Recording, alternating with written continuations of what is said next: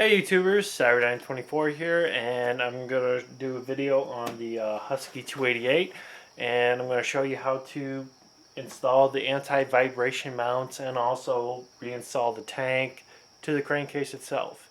Now, with some chainsaws, the anti-vibration mounts, which sort of help reduce hand fatigue when throttling the chainsaw, with Husqvarna, most of the saws, like my 394 for instance, they use heavy duty metal springs as the anti-vibration isolation system, which is very nice.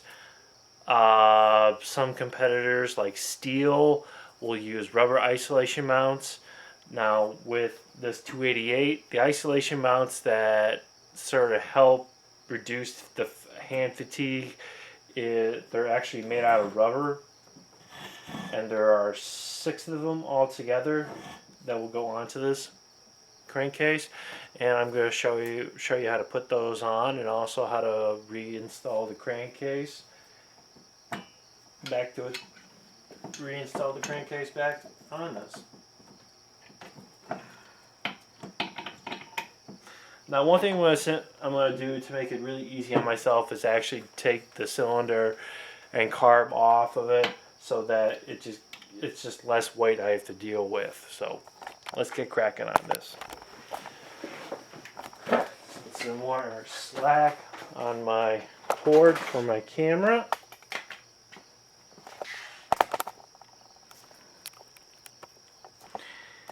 And here you go, YouTubers. Husqvarna 288 XP chainsaw. Now, before we actually get to messing around with the actual crankcase itself, one thing I did earlier on today was I did an inspection of the gas tank, and I wanted to see how well the fuel line was, if there was any kind of cracks or splits of anything of that nature.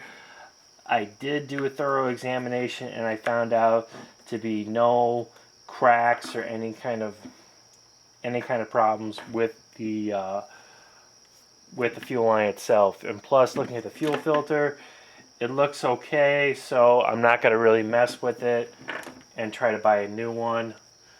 So that just saves me a few bucks.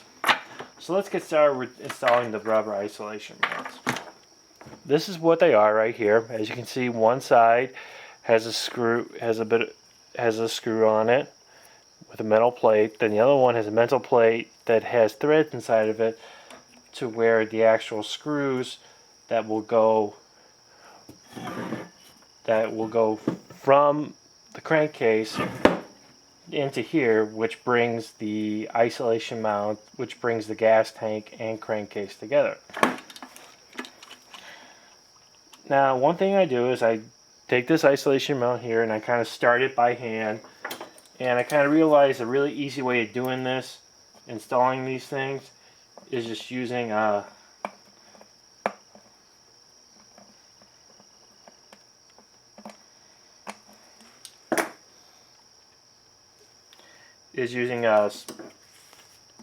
just taking a pair of pliers and just squeezing them in there and just twisting on them.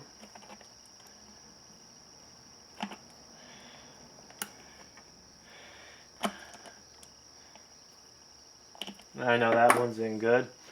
Like I said, I got more isolation mounts because, as you can see, I have one on above the gas tank and one right next to the gas tank. So I'm going to install those in like so. Which, if you're going to buy these isolation mounts, it's best to keep looking and searching around on eBay and see if you can pick up used ones, because buying these things individually can range from $3 all the way to, I've seen, $6.50. And personally, I think that's a complete rip-off. It's just, I mean, for that much for the mounts. And I've seen some people sell them in sets of 4 for $19.99. But I'm like, well, that's ridiculous, because it takes 6 mounts to, it takes 6 of these things for you to actually install the tank. So why are you ripping people off by only selling them 4 when they really need 6?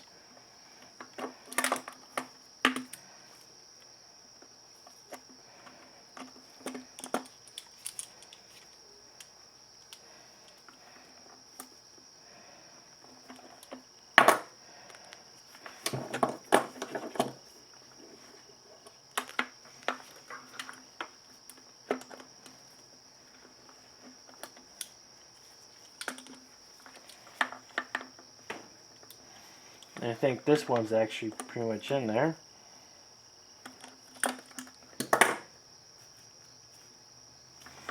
Okay, then we just grab the other one. This can be the time-consuming process of trying to install all these in.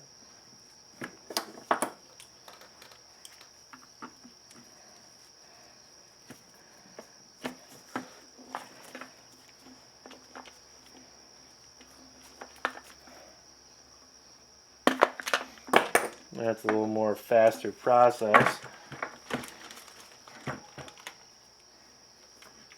Then also I have the corresponding screws that will actually go into these, that will go into this case and actually hold these things in.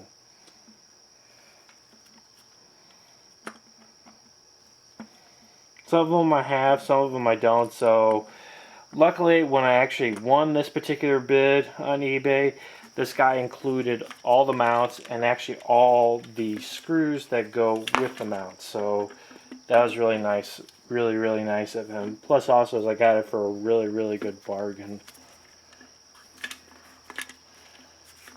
I mean, the rubber doesn't seem cracked on these things. They still seem very pliable. So way better than having to invest in brand new ones. Look at my little bag of parts here. Grab the last isolation mount.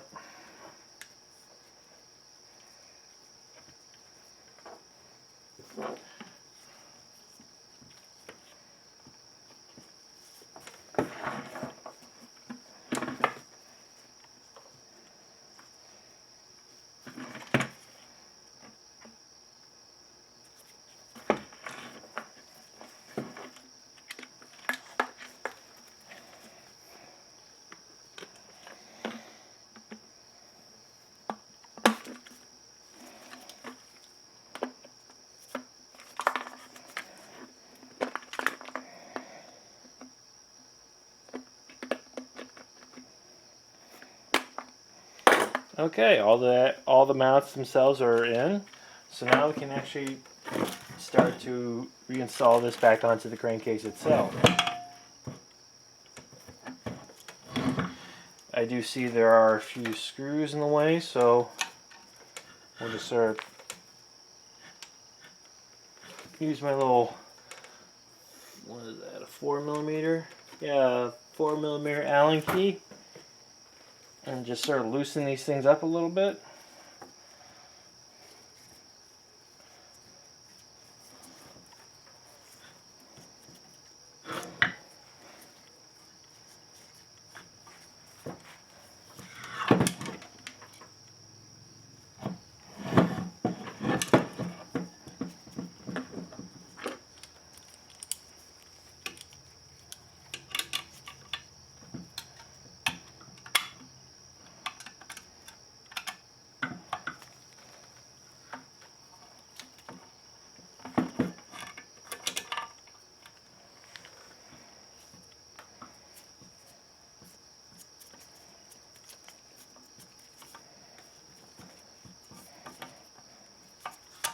Just doing this because there's a little nut on there and it's kind of being a pain in the butt to get off, so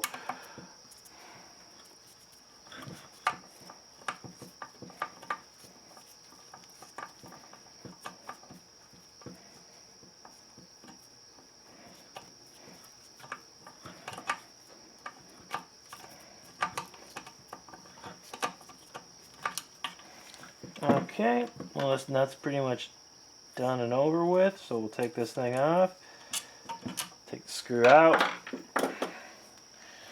Then we'll slip this baby back on. And all we do is we just slip these mounts.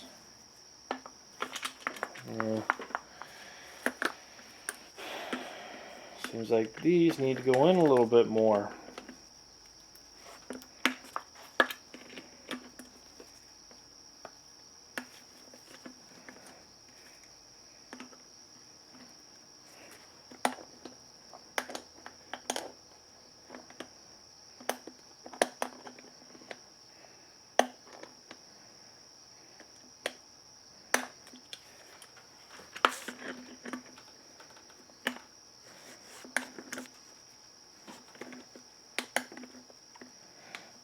Yeah, tighten these things down a little bit more because, as you can see, they go in a little bit more. I'd rather have these things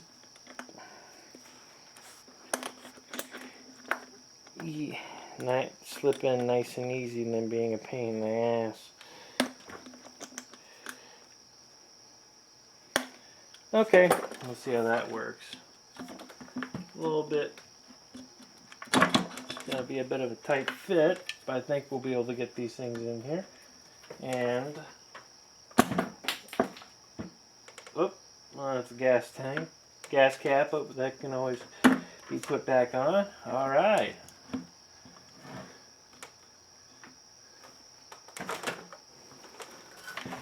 Then we take this little part where it has the throttle lock on it, and we just fish it through the crankcase.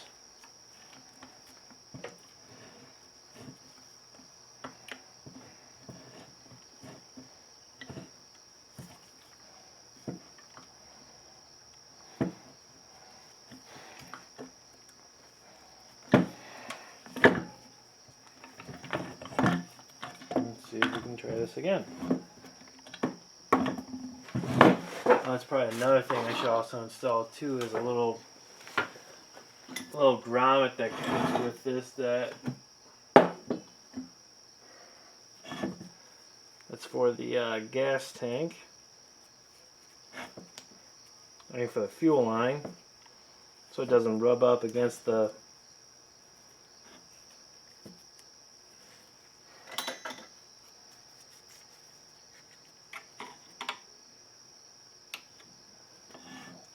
go. Now we just gotta numero uno one is how do I get this line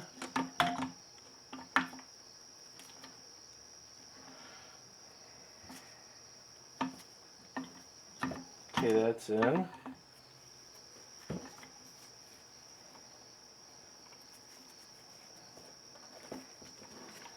Yeah, I think I'm gonna just wait to put this grommet on until actually I get the fuel line actually put in. Seems to be a little bit easier.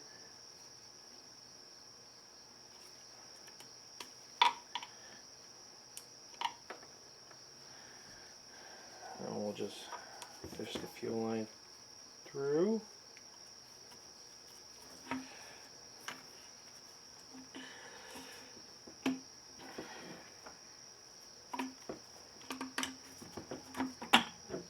Okay, and then all we gotta do is then get these together.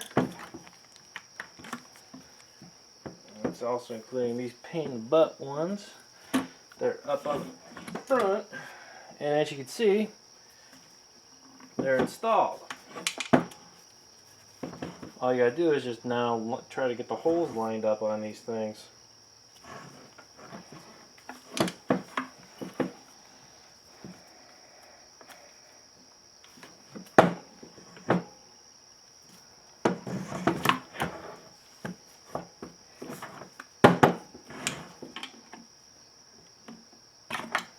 Ow! Oh, man, that hurt. Okay, we got that lined up. So I can actually install my first Allen nut. And that will be the one that goes to this chain catcher.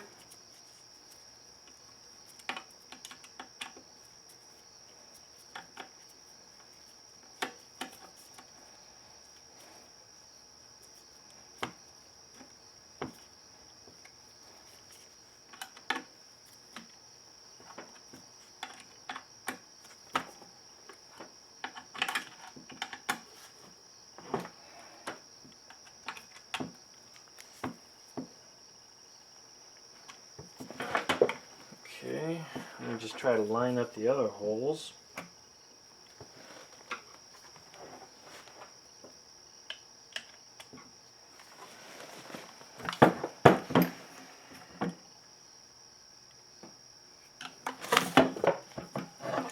That's why it's always good to have a nice bit of shop lighting.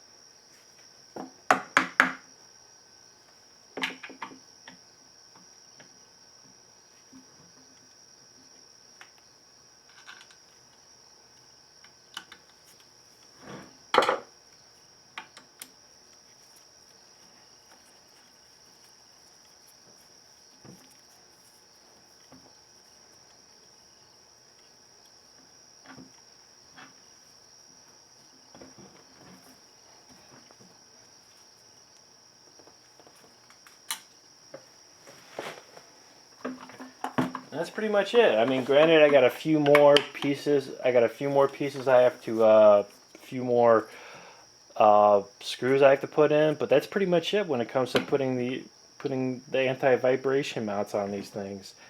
And as you can see, it's in really good working order, and can't wait to actually get this thing finished more. So, thank you, YouTubers, and y'all have a great day. And like I said before, I do have my other 288 case that I'm thinking of putting for sale. So if any of you have any interest, just send me some messages on my YouTube page, and we'll go from there. Y'all take care.